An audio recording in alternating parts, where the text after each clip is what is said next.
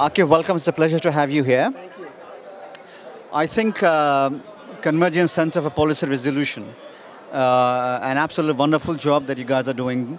Um, Wherever policy comes, there are always hurdles, big hurdles, and they are faced not just by not-for-profits, but for even commercial entities, big and small. Yes. So I'm trying to understand how you can maneuver through this whole maze of policies and try to extract the real value for your stakeholders. Yes. So thank you, Mateen. It's wonderful to be here with you. It's wonderful to be at this conference open. You know, America faces a lot of difficult issues today, where one of the reasons we are not able to address and find problems is a failure in communication. A failure in communication between those who have significant influence on those issues, a significant stake in the outcome of those issues, but have not been able to talk to each other. They debate and they fight, but what they don't do is see, can they collaborate and join their forces to achieve a solution together. Now, they will disagree on some points, but where can they discover those points which they agree on? So what we do at Convergence is create an environment, a space, where people who disagree feel comfortable coming and sitting down and talking together over a period of time and building relationships and building trust. And on the basis of that trust and relationship, realizing that while they disagree on some issues, there are in fact areas where they can cooperate. And then we organize them to act. That's the purpose of Convergence. And what happens when you go through a process like this is you realize that these issues are complex and that no one person has the solution and no one group has the solution, but a multiplicity of groups who have an interest in the issue can together find solutions that are better than any one of them found independently.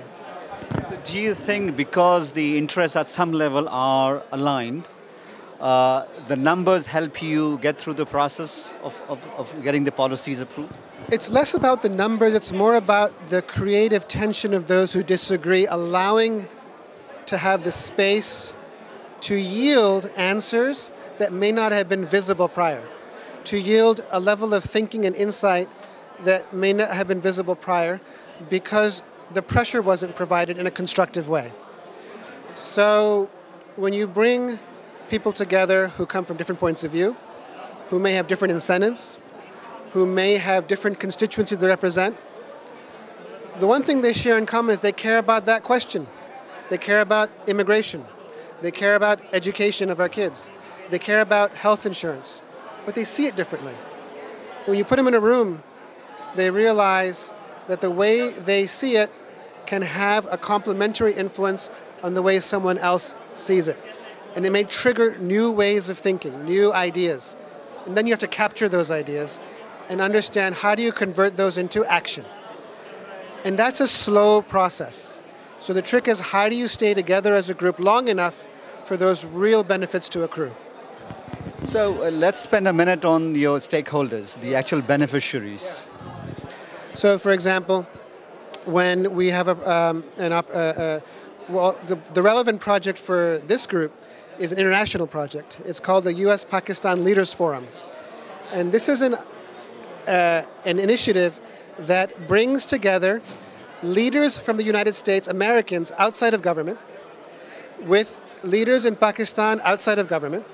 So those in education, those in health, those in business, those in entrepreneurship, those in technology, those in media, those in culture. People who normally never have an opportunity to interact, to sit down and to meet each other and realize that while their stereotypes of the other country have been keeping them from interacting, that once they interact, the opportunity of that relationship becomes visible. To partner together, to create value-added partnerships that can positively impact each society in one way or another. Why do we do that? Because in American and Pakistan relations, there's a lot of distrust. There's a lot of reasons for there to be negativity. And yet there's a lot of opportunity behind that. And if you only limit the relationship to the governments, the dynamic will not change because their interests are misaligned. But if you go beyond government, into society and into business and into other areas, there's quite a bit of alignment. And you want to allow that to grow and create results.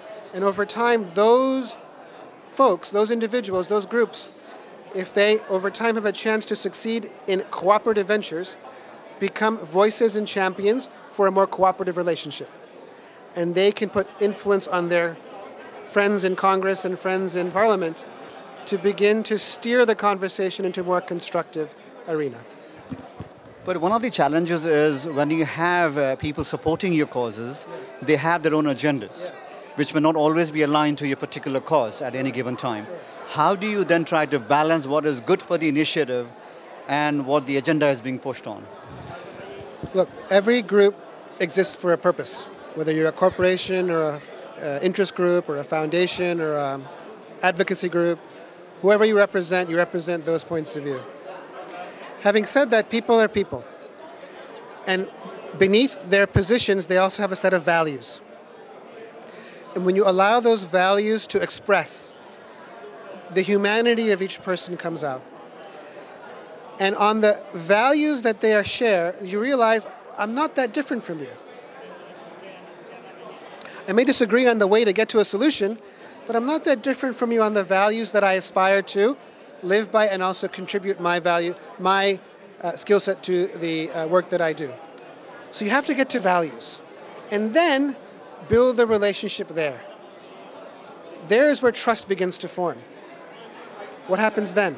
Now, instead of adversaries across the table arguing, you are now friends trying to solve a problem together who see different ways to solve it. Once you reach that point, even if now new thinking begins to emerge. Not always, and sometimes the differences might be too strong. They might be too strong. But if you allow this to happen, more often than not, new solutions emerge that are win-win. And that's what you're trying to achieve. But your initiatives are not ethnicity-centered, right? You have a broad-based approach to it. Yes, our initiative, so the majority of our initiatives are focused on what are the big issues America faces, right? We all are living here. This is our country. This is our home. We are Americans. And so whatever experience you bring to that is your own, and you may be an immigrant experience, or you may be born here. You may be of one ethnic background or another, one educational background or another, one family background or another, one institutional background or another. That's not the point. The point is you have a unique viewpoint.